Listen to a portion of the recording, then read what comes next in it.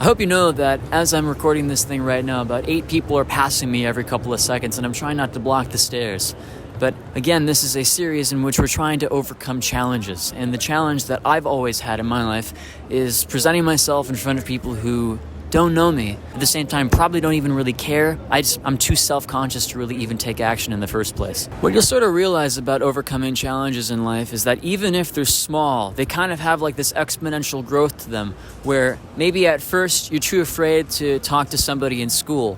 Then you walk up to a girl and you find the person of your dreams. Or maybe you just want to move to a different country for a little while and do some self-exploring. I would sort of consider that my life started out as wanting to leave Milwaukee for a while because it just wasn't really doing it for me. Milwaukee is this little beer town where you can hang out in a bar and maybe meet your occasional good friend here and there at like Pulaski Park. I don't know if anybody here knows Walski's. I closed Walski's.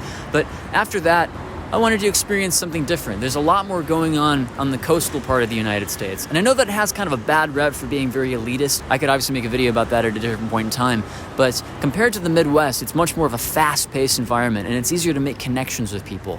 And in making connections with people, you meet more artists, more creative people, folks who are interested in doing kind of like the same thing as you. You have to put yourself out there. And the terrifying part of it is you got to break through the people who might criticize you, who might think that you're a little crazy. And on the other side awaits a whole group of people who are just like you, who want to do similar things to you, and are willing to kick ass and just experience life for its fullest. Of course, for us introverted people, we like to appear nondescript and not stick out that much. But the problem is if you do that, you're going to live a life where you spend most of it unlived. And I think that challenges are something that you should always face, because even when you're in front of a group of people, you should never be afraid to take it on, because you're gonna fail. And the other thing that you might realize about people too is they're not thinking about you as much as you might realize.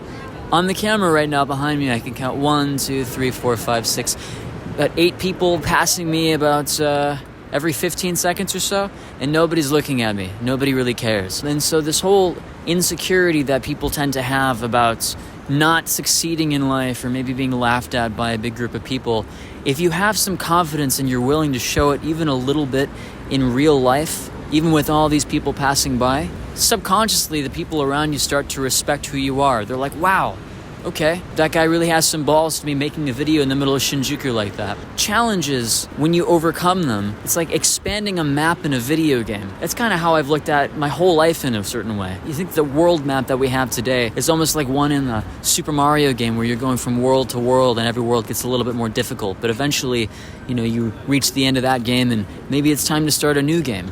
I went all around the world in my life, and to kind of give you a quick autobiography, I started out in Milwaukee. Then I moved to the East Coast to study for a little bit.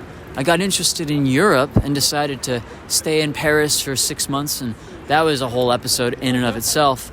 And when I went to Paris, I'm like, okay, a Western culture is certainly something that I'm familiar with. What would happen if I went to an Asian culture? And of course, Japan has posed many challenges for me. I've also been alone for about 2 years now. I haven't seen my parents since the summer of 2022. And I think thanks to not seeing my parents, don't get me wrong, I love them both, I've had to really decide my own fates. Now, the really big idea I wanted to get into today is Nietzsche's idea of eternal recurrence. Now, imagine that tomorrow you're going to die, but a devil visits you, a demon, let's say, and that demon says that all of your life up to now is actually a cycle that repeats itself over and over again. Every pain, every thought, every idea that you've ever had, you're going to experience again with absolutely no difference from the way that you experienced it in this life. And the question is, would you relive your life exactly as it was, or would you want your life to be different? And if the answer is the latter, that means, according to Friedrich Nietzsche, that you should be doing things differently, that you should start affirming life and taking advantage of every opportunity that comes your way. And that's exactly what I did. Every time I had opportunity, I was like, okay, I'm going to take this.